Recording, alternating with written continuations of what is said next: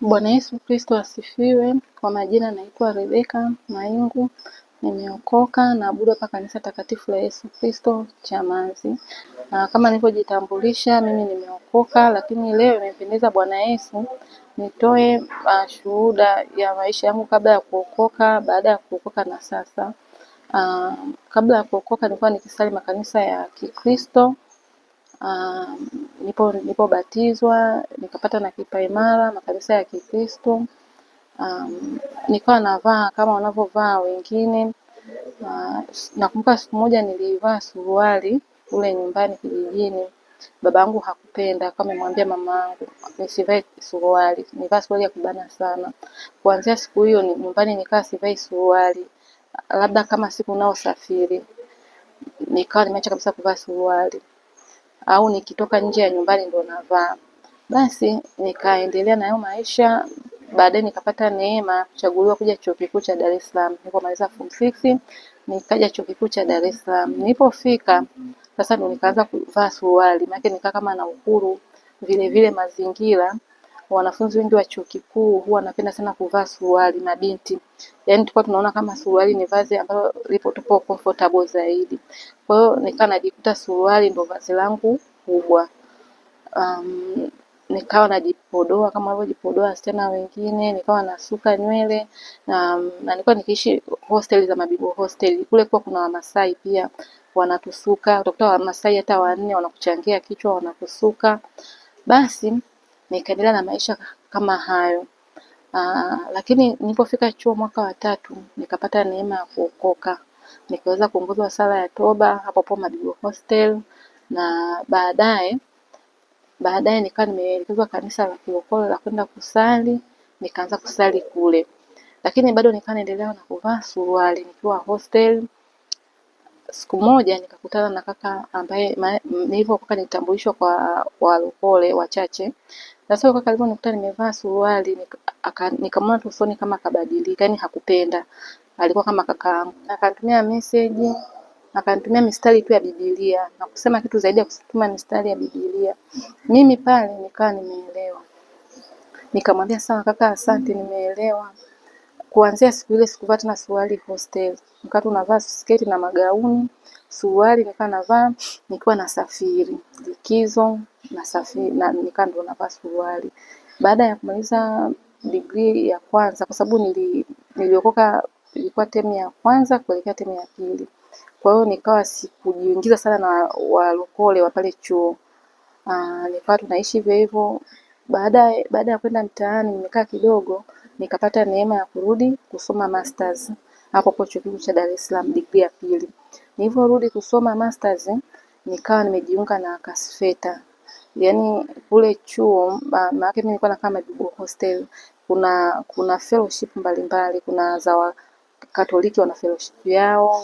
Yaani kila dini inakuwa ina fellowship. Kwa hiyo mimi nikajiunga na ile fellowship ya walokole kabisa.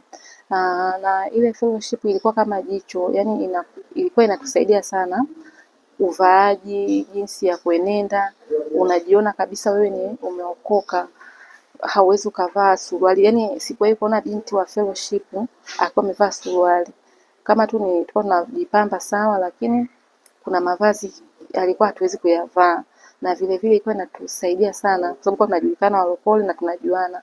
Kwa hiyo ilinisaidia kama ilikuwa kama jicho hiyo fellowship. Baada ya kumaliza masters nikaenda mtaani nikawa nimepata kazi. Nilipopata kazi nikawa nikienda site nikawa navaa suruali. Kila tu nikienda site navaa suruali. Lakini nikienda site navaa suruali au siku ninazosafiri ndo navaa suruali. Lakini tu ya maisha ya kawaida nilipoenda kazini tu kawaida nikawa tunavaa sketi na mavazi mengine. Basi baada ya hapo nikawa naendelea na kujipamba. Sasa from nowhere nikajikuta nikiweka dawa kichwani, nilikuwa naweka relaxer, naungua sana. Yaani nilikuwa naungua sana sana sana. Baadaye nikaanza kuacha kuweka relaxer, nikaanza kusuka. Nilipokuwa nikisuka, yaani najikuta tena natoka vidonda, yaani naumia. Sasa wenzangu wananiambia nenda kasuke saluni fulani hawaumizaji, au msusi fulani aga na mkono mzuri haumizi havuti. Lakini mimi nikienda kusuka, yani naumia kiasi kwamba hata usiku nashindwa kulalia zile nywele, yani inabidi nilalie kama ni usoni, yani nashindwa kulala kama hata siku 3 hivi. Zile nywele inakuwa zinaniuma sana. Nikawa nimeenda hivyo napata shida, lakini baadaye nikawa nimegundua watu wanachorea, yani kuna mafuta ukipaka nywele zinakuwa kama kali yani nacho. Nikaanza kuwa naenda saluni za hivyo, zilikuwa expensive sana hizo saluni, bei 50,000 yani kuweka tu kabla ya kuosha na vitu vingine. Lakini nikasema kwa sababu hii haiumizi, nikawa naenda kuweka kule, na mara nyingi walikuwa wanaweka wakaka, yani ni saluni kubwa ambao hadi kuna wasanii wakubwa wakubwa wa Tanzania walikuwa wanaenda pale. Kwa hiyo wakawa wanatengeneza wakaka, wanashika nywele kichwa changu kama wanavyotaka. Kwa hiyo nikawa natengeneza hapo, nikaendelea na yale maisha, nikawa navaa ni viatu virefu, nguo za kubana, nguo za mipasuo, mishono ya nguva, nikawa navaa vitenge vina mishono mingine ya nguva, mishono mingine kitenge, yani upande mmoja bega linaonekana, upande mwingine bega halionekani. Nikawa navaa nguo za aina karibia zote ambazo watu wanavaa. Sasa ikawa mwaka 2022 kama sio mwezi wa 9 au wa 10, sina uhakika, lakini kati ya hiyo miezi nikawa ninasoma Biblia. Hiyo siku nilivyosoma Biblia asubuhi kabla sijaenda kazini, nikakuta hili neno Ezekieli 28 mstari wa 15 ambao unasema, ulikuwa mkamilifu katika njia zako tangu siku ile ulipoumbwa hata uovu ulipoonekana ndani yako. Sasa niliposoma hili andiko nikatafakari, nikasema yani hapa Mungu wakati anauona uovu ndani ya shetani, ukute shetani mwenyewe alikuwa hajijui kama yeye ana uovu. Nikasema Mungu, ukute na mimi labda kuna uovu ndani yangu, mimi sijijui, nionyeshe uovu wote uliopo ndani yangu. Nilivyoomba hilo neno, nikaomba asubuhi, jioni nikaomba. Sasa kuanzia kesho yake nilivyoenda kazini nikawa nimefungua YouTube. Nilivyofungua YouTube mara nyingi nilikuwa naangaliaga vitu vya Magufuli au hizo nyimbo hizo za Kiingereza hizo za mabuzibuzi, japokuwa nilikuwa nimepunguza kuziangalia baada ya kuokoka, nilikuwa nimezipunguza kwa kiasi fulani, lakini mara moja moja nikawa najikuta naziangalia zile nyimbo.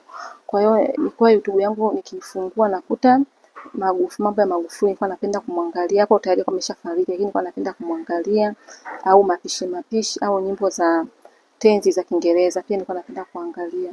Kwa hiyo ina maana YouTube yangu ilikuwa ukuti vitu nje ya hapo. Lakini siku hiyo nimefungua YouTube nikakuta channel inaitwa Promova TV. Nilivyoikuta sasa nikawa naiona hichi kitu gani? Nikawa naipuuzia tu. Baadaye kuja kuona ni kama vitu vya imani, nilikuwa naogopa kufungua. Mimi nilikuwa nimeoga sana mambo ya imani, kuwa na walimu wengi, nilikuwa naogopa sana. Nilistick pale ambapo nilipokuwa nasali. Nilikuwa sipendi sana kufuatilia hata wachungaji hivi wengine, nilikuwa nawaogopa.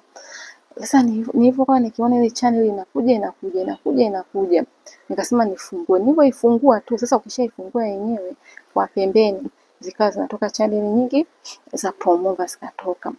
Nikaona chumba cha walioota ndoto za kipepo, ndio walikuwa na ndoa ndotoni.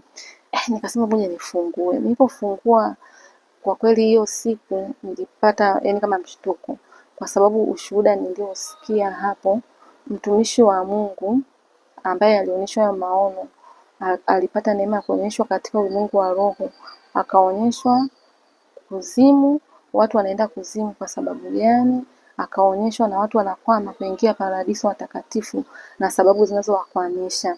Sasa mojawapo ya hilo ilikuwa ni kama una majini maaba, mapepo ya majini maaba, sijui mke wa kipepo, mume wa kipepo, kama unayo hauwezi kaingia mbinguni, kwa sababu mbinguni haviingii vinyongo wala viko najisika. Sasa hivyo sikia ushuhuda nikaogopa sana.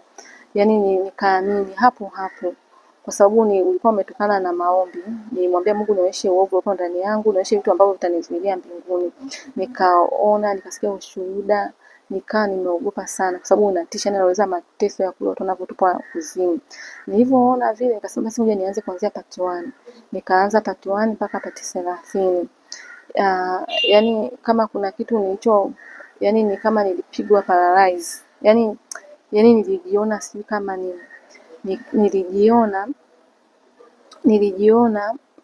kama nilijiona sijui kama nini, kwa sababu yani nilikosa raha ya kila kitu.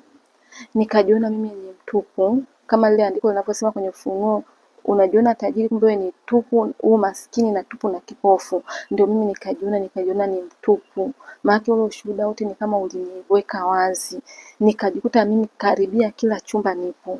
Sijui wanaofanya sherehe sikukuu za Christmas. Christmas hiyo sherehe ni ya kipepo, ilianza hata kabla ya Yesu kumfanyia birthday Yesu. Bwana Yesu akawa anamuonyesha mtumishi wa Mungu kwamba wanaofanya birthday yangu mimi sitambui birthday. Nikawa nimo kwenye madeni, nilikuwa na deni bodi ya mkopo, kutokutunza wazazi, vinyongo, kutokusamehe, mavazi. Watakatifu wakaona wanakwama langoni kwa sababu kwa navaa mavazi ya kubana, majipamba, wanamkosoa Mungu. Kwa hiyo nikajikuta yani nikawa ule ushuhuda umeniweka utupu kabisa. Nikawa yani nikashangaa sana yale maono. Basi baada ya hapo nilipomaliza nikarudia tena upya. Niliporudia nikawa naandika. Nilikuwa siwezi kusikiza, yani nikikaa naweka pause naanza kulia, yani sio machozi yanatoka, naambia Bwana, mimi umenipendaje mpaka ukanipa kuyajua haya?